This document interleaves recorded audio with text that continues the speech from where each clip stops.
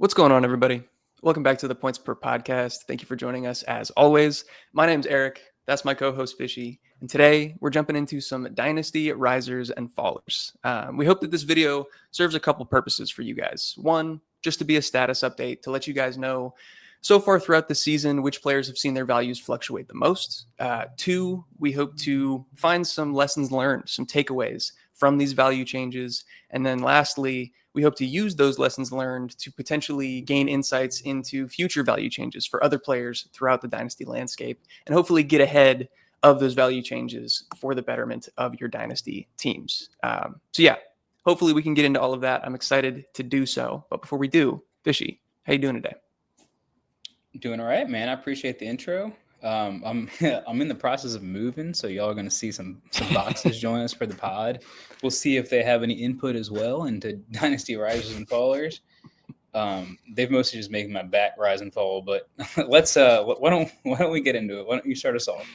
I like it. So I'm going to pull up the KTC wide receiver rankings here. We are going to start at the wide receiver position. And we're probably going to jump around a bunch here. You're going to see some names that I'll probably scroll past that might pique your interest.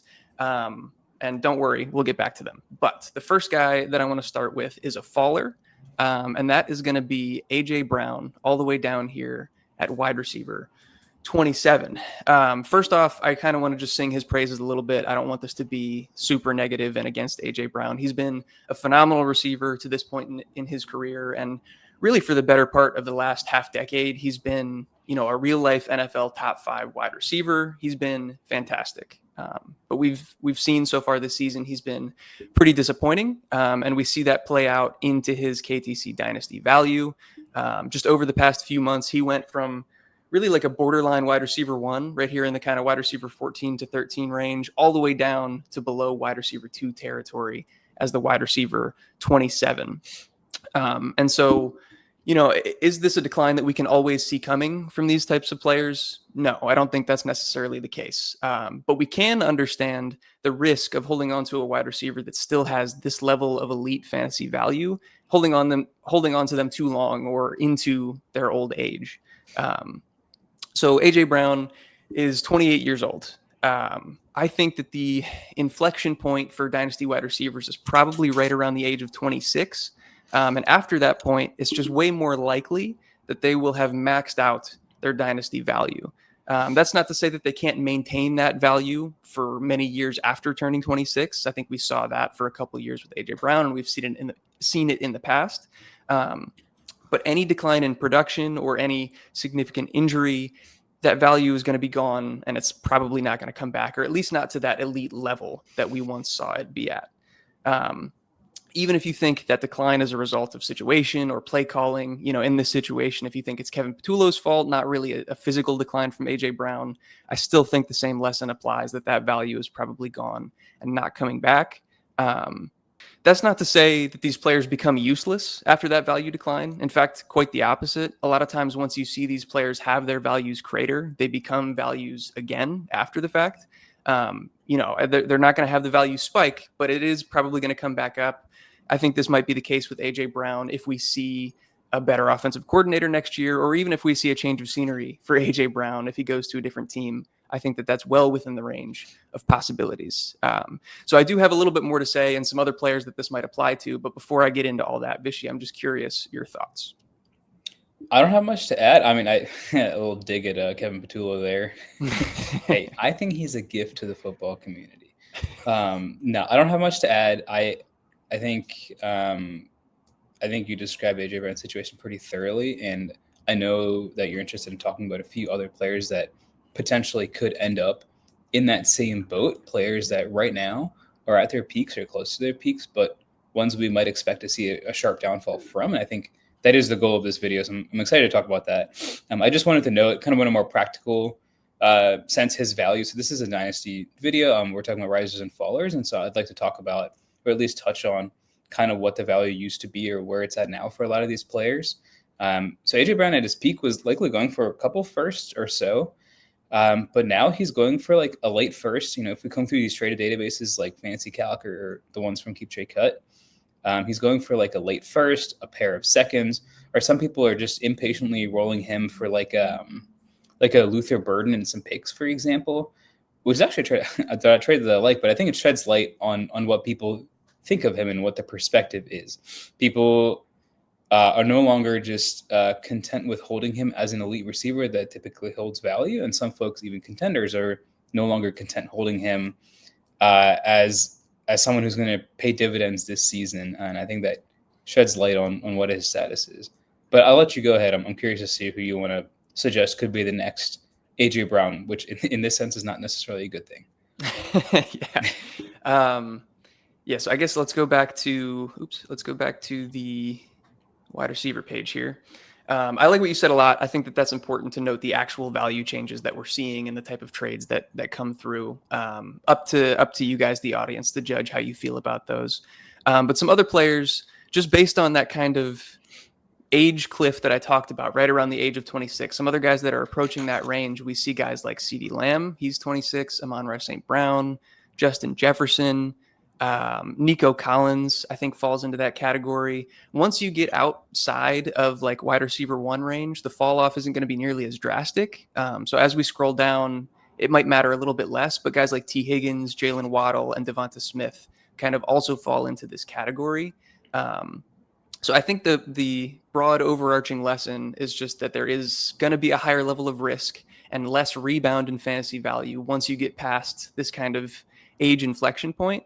But I do think there is some nuance and context to be added in where like AJ Brown, I think, is a good route runner and a good separator, but that's never really been his calling card as an NFL receiver. He's always just been physically dominant, bigger, faster, stronger than you.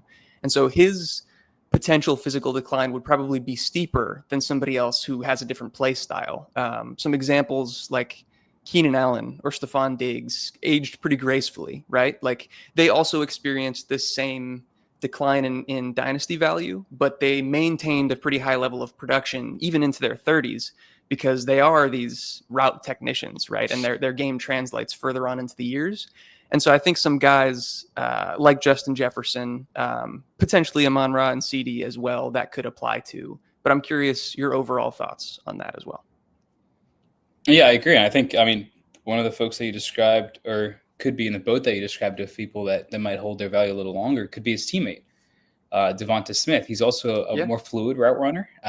Now, typically with someone of his size or frame, we might have longevity concerns, but he's a pure route runner, and that kind of game does translate a little bit longer. We have the data supports that conclusion. And so I think, what we're seeing with AJ Brown is not necessarily unprecedented, and it could happen to other receivers that are kind of fit his archetype as well.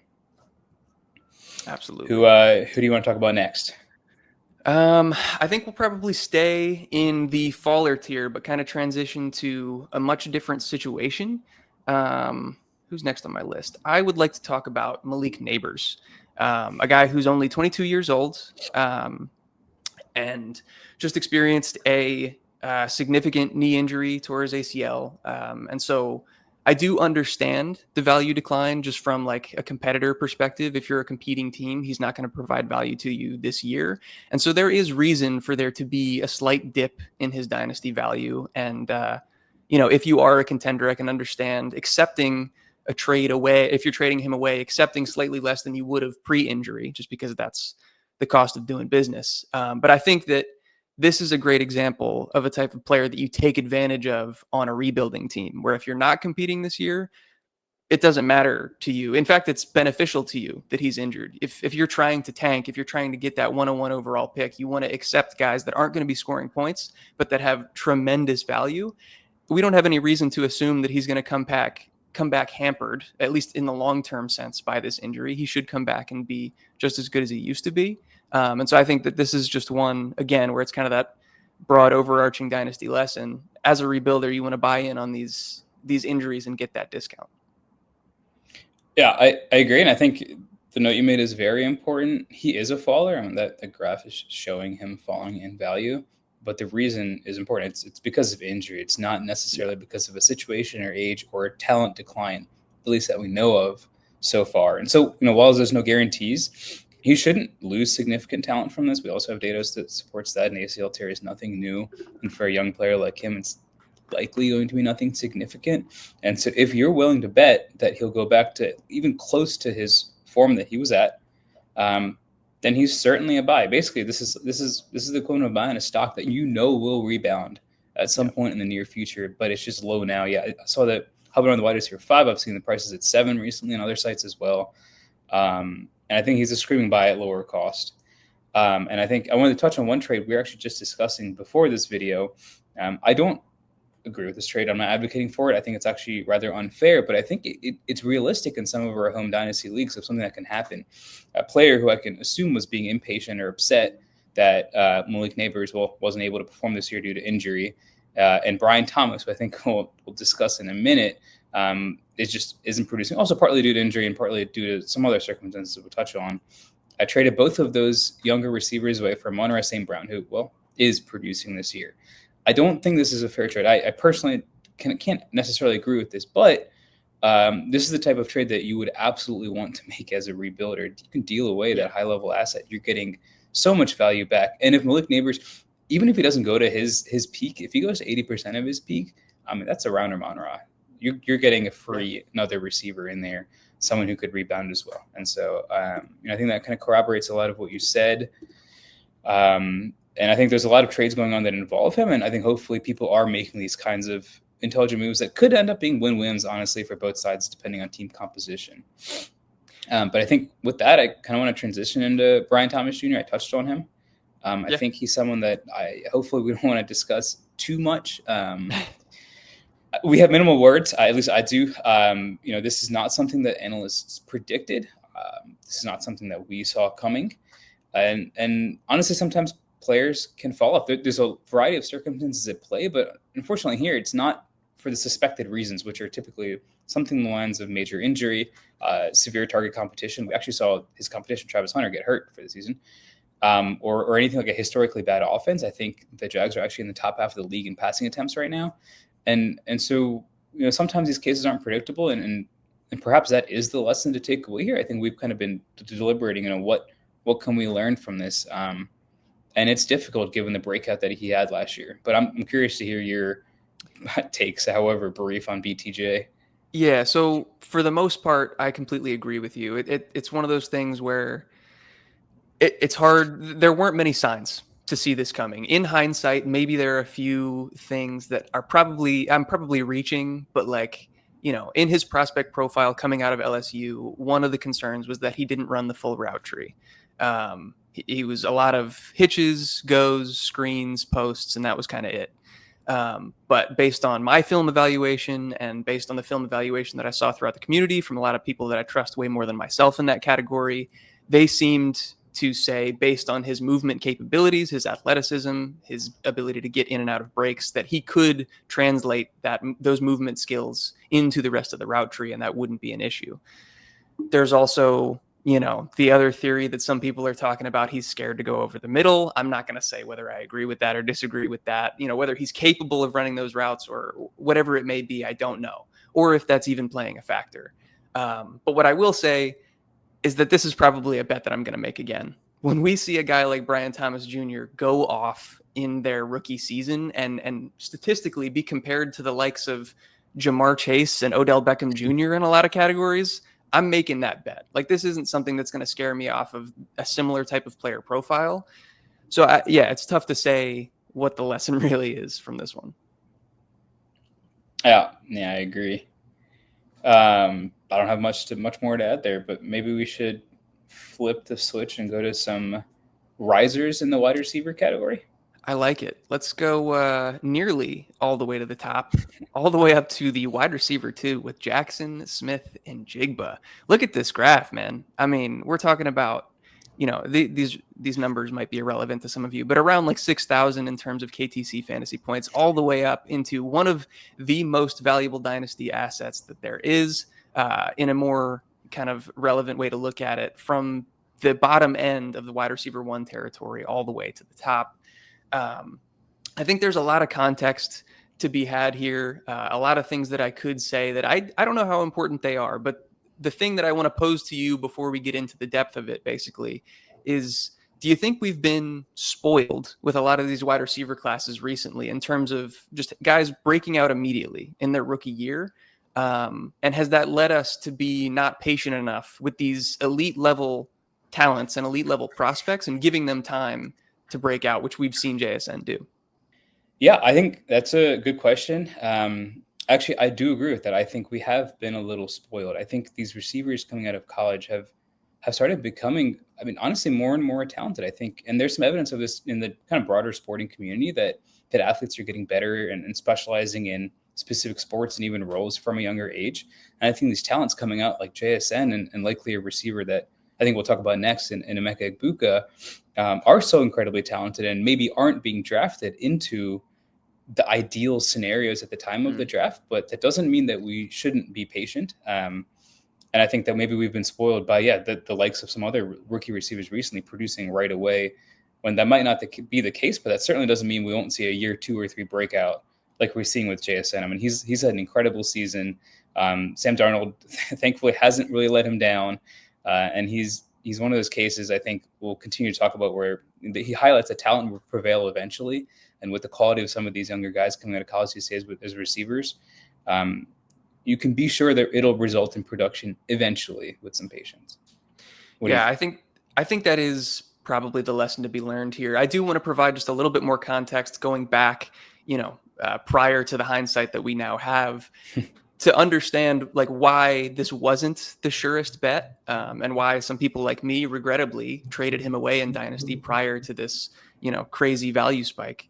But he had the rookie year with Shane Waldron as his offensive coordinator. We know how that went. In the same year, he also had the wrist injury immediately prior to the season, so that could have affected his play. The depth chart, just the fact that he was behind DK Metcalf and Tyler Lockett, that all played in. And then he had kind of, I don't want to downplay it, but kind of like a mini breakout in his sophomore year. It wasn't like crazy impressive, but certainly a good sign of ascension. And then coming into this offseason, we see DK and Lockett be traded away or released. And so the runway was open. So those are kind of the positive things for why we could have expected this breakout. But then reasons to be hesitant. Ryan Grubb was at least part of the reason why we saw that sophomore year breakout, because he was more pass heavy. He relied more on a spread offense, which allowed JSN to get on the field with those other receivers as well. And then we saw him get replaced with Clint Kubiak.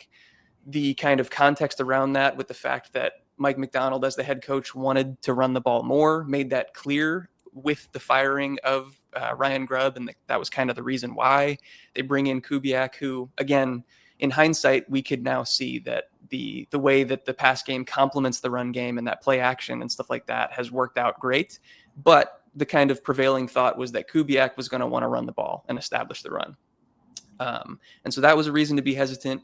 Geno Smith was replaced with Sam Darnold. Obviously, their values have kind of flip-flopped as we've gone through the season. That's been kind of a wild change, but we thought a little bit lower of Sam Darnold coming off his end of the season with Minnesota, especially coming into a situation behind the Seattle offensive line. We were nervous. And also with Kubiak, there was a lot of talk of them playing a lot of 12 personnel. JSN was kind of labeled as a slot guy. They also brought in Cooper Kupp as their top 2 receivers, just being slot guys with only 2 receivers on the field. It didn't seem like it would be the greatest scheme fit. And so I think there were good reasons to be hesitant. Maybe I'm just rambling at this point, but like, do you think that this is a mistake that we can avoid again in this same scenario by just believing in the talent? I mean, no, I think these are great reasons. And these go to show that fantasy is a difficult to predict sport. I mean, what we're doing now is as an exercise of trying to identify lessons to be learned from current happenings and current value changes. It's kind of the best we can do. No, I think what's interesting is I think you wanted to bring these other 2 guys up, and I might jump the gun a little bit. But if we're talking about talent prevailing eventually, I think a few others that we might be able to bring up are the likes of Marvin Harrison Jr. or Rome Odunze. Folks in similar boats, talented coming out of college, great receiving profiles. And so, naturally after having a discussion like this of, well, eventually they'll break out, regardless of scheme fit or offensive line issues or quarterback issues or whatever, The question then becomes, well, should we go trade for Marvin Harrison Jr. and Rome Odunze? Like, is this going to happen next year to them because they were also talented and we're just preaching patience and we should be patient? I've actually seen some trade database records of JSN being re-rolled for both of those guys. So it's funny that you had them noted down. Being re-rolled for like Marvin Harrison Jr. in a first or a Rome in a first. And again, I can't say I agree with this. At this time, I actually explicitly don't agree with that decision. Yes, I would not do that. But I mean, I actually want to come pose it to you now. Like, why shouldn't we go trade for Rome Odunze, hoping that he will also blossom in like JSN is next season, and now you're getting an extra first bag? Yeah, I put you on the spot, and then you're just doing it right back to me. It's tough. It's tough. I had a particular sweet spot for JSN as a prospect. I absolutely adored him. I loved his analytical profile. And to everyone listening, Eric's not lying. He does have a wide receiver model. This is true. I can confirm it. He might have some other takes I'm going to call him out on, but this one is true. This isn't kind of like a post hoc statement. Yeah. He did believe in JSN, but go ahead. And even to my discredit, like I just said, I traded him away in multiple dynasty leagues, even with that belief in him. So I'm not trying to. That's because you were scared of me, bro. I was coming for you. I'm not trying to toot my own horn, is basically what I'm getting at. But obviously, Marvin Harrison Jr. was labeled as one of the best prospects that we had seen in quite some time. I think that there have been maybe a few more concerning signs as to his actual individual level of ability and production compared to JSN. Just recently this past week, we saw Michael Wilson come in and produce better than we've ever seen Marvin Harrison do. I do want to cut him some slack. Like I thought, and we talked about this all offseason, that the scheme fit and the quarterback fit, especially with him and Kyler Murray, just like it wasn't going to work. But I was hoping that with Jacoby Brissett, we'd see some of these spike weeks. It's been a little bit better, but not as great as we would hope. Rome Odunze started out the season hot, and he started to decline slightly. I don't know. I think this is tough. I think that these are great examples of should we continue to be patient? And I think my answer is that I'm not 100% sure, but I guess based on the JSN bet, I'm more willing to kind of buy the dip on these guys if there is one to be had. And I think that's my overarching takeaway here as well. I mean, if we look at just these three alone, and let's say you make a bet on these three guys saying, okay, you make a bet on one of them at random saying, okay, like I hope this guy ends up being good. I mean, that's a 33% hit rate on someone who could be at the end of the season or next season, like the wide receiver one in Dynasty. That's not a bad bet. We chase upside. Like, these are guys that had potential, and one of them hit. I think they're in a similar boat coming out of college and how people viewed them, and oftentimes with their prospect scores and whatnot. And so I think the overall takeaway is, I mean, when you're chasing upside and you're chasing that wide receiver one overall, it's a decent bet to make. It's certainly possible. And there's more instances of players like this blossoming into the wide receiver one than someone taken later on, or a vet somehow undoing a cliff and kind of reaching the one slot again. And typically these value curves go rise and fall, or they fall and plateau. But, it's not often we're going to see someone maybe post an initial peak explode up again to the wide receiver one. And I think that's a big takeaway here. Yeah, I think that is very fair. Considering the fact that we are almost 30 minutes into this one, I think we should probably split this into two instead of talking about every position. So I think we can just stick with the pass catchers.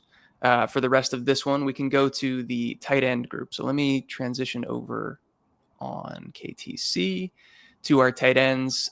We don't have quite as much to talk about as we did with the receivers. I think that was probably the most dense group that we wanted to get through. But Tucker Kraft is probably the first one that I want to bring up on this list. And honestly, this might not have as much to do with him individually as I kind of want to get into what it means for the NFL meta and how things are kind of evolving right now around the tight end position specifically. Tucker Kraft is a great and tenacious blocker. He is so physical. And I think that that's something that we need to be taking more into account when evaluating these rookie prospects coming into the NFL, just with the fact that we're transitioning. The NFL is cyclical, right? Like, we're going away from the spread, crazy pass heavy offenses and back into this more condensed form where defenses are trying to take away the big explosive passing plays and daring teams to run.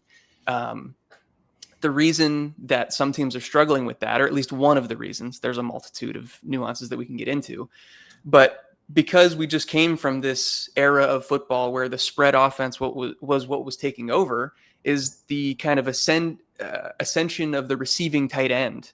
Like that became all the rage. We saw a lot of these undersized tight ends that were glorified wide receivers basically, and weren't as effective as run blockers. And so now these guys are on teams where NFL defenses are taking away the explosives, forcing teams to run the ball, and these guys just can't cut it as blockers. Tucker Kraft, I think, is like the prototypical type of player that we should be targeting in Dynasty at the tight end position going forward, where they're great blockers and they're phenomenal after the catch, similar to a George Kittle. And so, again, I kind of strayed away from his individual value, and maybe you can right the ship and take us back to what Tucker Kraft actually is as a Dynasty asset. But I wanted to kind of go off on that tangent because I think that's important as well. Yeah, I think it's an important tangent to make. I like drawing back to the meta. I think I haven't thought about it much, but what you said also lets us, again, help predict the future a little bit. I mean, once you're in an era like this long enough, we're eventually destined to go back to some sort of an era where either we're going to have only blocking tight ends or only these massive kind of lankier pass-catching tight ends again. Like you said, it is cyclical. But Tucker Kraft, he's extremely talented. He was a huge target for many analysts this year, explicitly because of the talent that he showed last year. In the years past, maybe his production was a little inhibited by the presence of Luke Musgrave, who was drafted, actually, I believe ahead of him by a round or so, or in the same round. But, I think what we saw last year, and we had a whole offseason to think about, I'm sure the Packers front office and their scheme coordinators did the same, is that he is incredibly talented in really all facets of the game as a tight end. And so we all bet that Green Bay would scheme to use him more. And we saw that was the case. He had a ridiculous start to this year. And if it wasn't for his injury, he was likely going to carry many teams to their ships. If we looked at the statistics on what the highest percentage rostered players were on teams, he was likely going to be high up there because the sheer positional advantage gotten from him. Enough that he had a season-ending injury, and he's still, as you're showing, a tight end 4. I mean, he's still considered the 4th best tight end asset to have in all of Dynasty. And he's not going to play the rest of the season, and maybe a little bit in next season. I'm not too sure about his injury yet.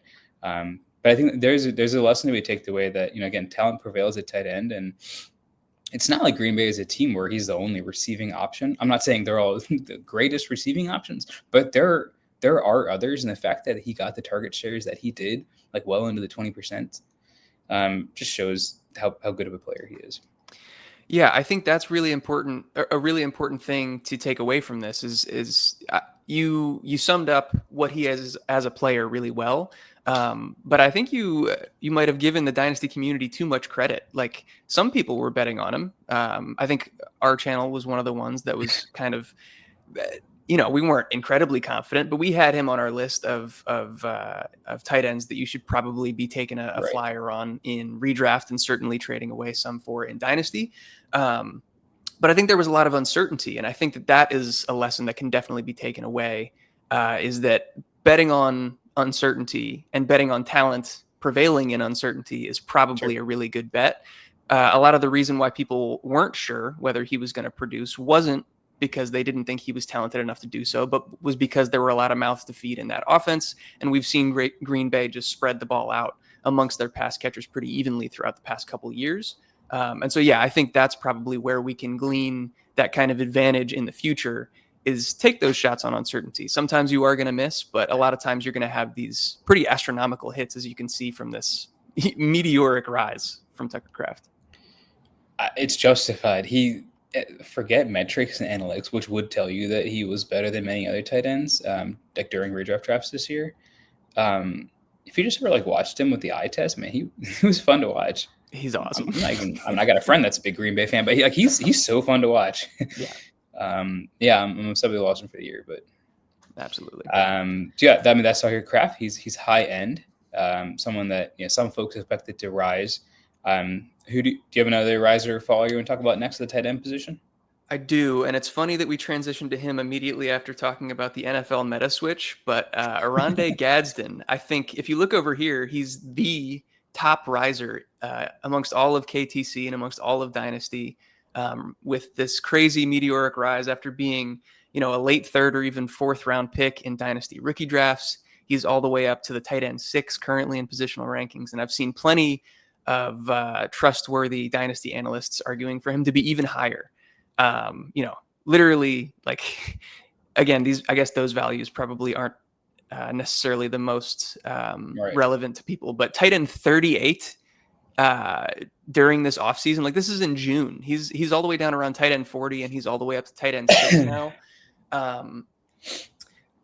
We talked about the meta change. I think specifically with Gadsden, he was a converted wide receiver. So he's the exact opposite of what I just talked about, but he walked into a phenomenal situation. He got paired with a great quarterback. And so you also talked about, situation being really important with these tight ends. And I hope that's something that you can dig more into when I pass it to you. But I think that that's probably something that we should be focused on, especially with these late round flyers and rookie drafts where it doesn't hurt to take that risk anyway. Yeah, I mean, I think what I actually want to do here is double down on what we were just talking about with respect to talent and metrics shining. So, yeah, Orlando. I apologize to Mr. Gadsden and his family. Orande Gadsden has had, like you said, a meteoric rise. I mean, he's performed incredibly well this year. He's had some crazy good games, and he has looked very good in these games as a previously converted wide receiver. I think that there's 2 takeaways here. First, this reinforces that tight ends are hard to predict. If we saw this coming, he wouldn't have been going in like 3rd and 4th rounds in rookie drafts. That's kind of a matter of fact. Like this is difficult to predict. In particular, tight ends are difficult to predict because we had several in this range. I think if you remember the drafts rate around him, we're going guys like Mason Taylor and Terrence Ferguson, so on. Orande looks really good, but we can't say for certain yet if he's a better tight end, a better football player, or a better fantasy asset long term than the other few guys I mentioned, like Harold Fannin even. We don't know. He looks really good, but it goes to show the value of opportunity and what that can play with tight ends. Chargers offense hasn't been phenomenal in their O-line. We know the issues they've had, but he's had some fair opportunity there with some other injuries to receivers, and I think it goes to show why they're hard to predict. But secondly, on the same vein of being hard to predict, this kind of meteoric rise is also a little bit worrisome to me. It did come out almost out of nowhere. And so rises like this can sometimes be volatile.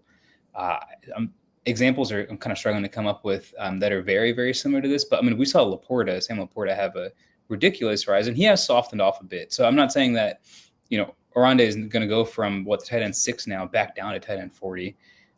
But I also would be wary of thinking and then trading for him accordingly, thinking that he's going to stay at the tight end 5-6 range.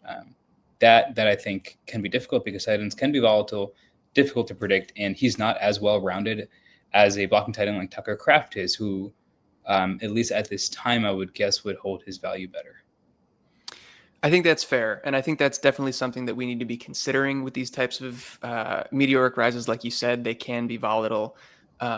Personally, I'm probably not looking to sell at his price point right now. I do think it's very, like, everybody has a price, right? If you're going to get a haul, like if you're going to get an overwhelming amount for him, absolutely. The best way to maintain a winning dynasty team is to mitigate risk and continue to, acquire value. And I think that's a great way to do it. If you can capitalize on this crazy value spike from Orande Gadsden. But I'm not saying panic sell by any means. Another thing that I wanted to bring up is Max Toscano. This is a guy that is on Twitter frequently. He's got a great Substack called Remember the Tight Ends. He does a lot of great work diving into the tight end position specifically. He's a lot of the reason for why I even know about this NFL meta shift and talked about what I just talked about with Tucker Kraft. Another thing that he mentions with these tight ends is if they're not in that mold where they can be great blockers, in order for them to be fantasy viable and NFL viable, is they have to pass what he calls the wide receiver test. Basically, they have to be able to be a better slot receiver than a regular slot receiver. So like the case in Buffalo, I think is a good one of like Dalton Kincaid versus Khalil Shakir. We're seeing it play out a little bit differently this year. And so maybe it's not the best example currently, but through the first 2 years of Kincaid's career, he didn't really pass the wide receiver test. He wasn't better at being a slot receiver than Khalil Shakir was. And so that's why we saw his value decline and why we didn't see the fantasy production be as great. I don't know. It's pretty early on in Orande's career. I can't say whether he's definitively going to pass the wide receiver test, but he looks very smooth, very fluid, like a capable pass catcher. And as we've talked about, he's in a great situation. So I'm willing to hold on to hope here. But I think everything you mentioned is very warranted and worth consideration for sure. Sure, I agree. I like the slot receiver test kind of metric. That's a very fair point. You know, if you're not going to be in a phenomenal blocking tight end, I mean, you better be like Travis Kelce and at least be an excellent receiver out the slot or somewhere similar lined up. So, yeah, it's as simple as that. Like, you got to have a reason to be on the field. And if you're going to block, you better hold your ground otherwise, which is essentially in the slot receiver role. I mean, you're not going to see tight end going too wide too often, unless you're the GOAT Isaiah Likely. Okay. On that note, I hope you don't have him as a faller. Do you? Are there any fallers you want to talk about at the tight end position? This might be tough this year. Yeah, I don't have anybody in particular to really highlight. Some guys that I kind of loosely had on the list were like TJ Hockenson and David Njoku. We see TJ Hockenson all the way down here at tight end 18. Did I scroll past Njoku? Where is he? Oh, he's all the way down at 25. So yeah, I don't have a ton to say about these guys in terms of like lessons learned. Typically, like, age cliff isn't something we're quite as worried about with tight ends, at least not around these ages. Typically, these guys can hold on as they approach 30. So that's not really what I would have been worried about. Situational factors, I guess, as we've kind of alluded to with the risers as well, factor in more with the tight end position specifically. And so JJ McCarthy has hurt Hockenson's value. Whether you want to say that he's declined as an individual, that's up for debate as well. Do you have any thoughts or any other additional players that you kind of want to bring into the mix? I don't think so. I think these two guys are great highlights, and I think I don't know what the KTC says about them, but I would assume it's going to show it. Yeah, like TJ is down 33 spots. It looks like how's that? It must be 33 overall spots, not just at the tight end position. But I think it's just like 33 points or something. I don't know. Gotcha. Njoku in September was the tight end 9. And now he's all the way down to 25. Sure. Yeah, I mean, I think they're good call-outs. I think, this shouldn't necessarily be the age cliff, but I agree that it's a combination of age, competition, maybe quarterback play for Njoku. And then with Hockenson, he did have a pretty big injury. I suppose when an injury occurs, age has to be considered. You know, we went and praised Malik, saying, I mean, he could be a great buy now if you can get him from someone impatient for cheaper. But how old is Malik Nabers? 22. All right, he's still 22, which is crazy to me. TJ Hockenson wasn't 22 when his knee got shattered and he had a couple procedures, and so I think this could be expected. But yeah, the tight end position, and most analysts will tell you this, is one of the more volatile, if not the most difficult position to predict year over year. And so, yeah, I like it. But yeah, I think that will round things out for us. I can pull that back off the screen. So that was just the pass catchers. I think maybe we bit off a little bit more than we could chew. We hope to get through all the positions in this one, but we're already 40 minutes in or so.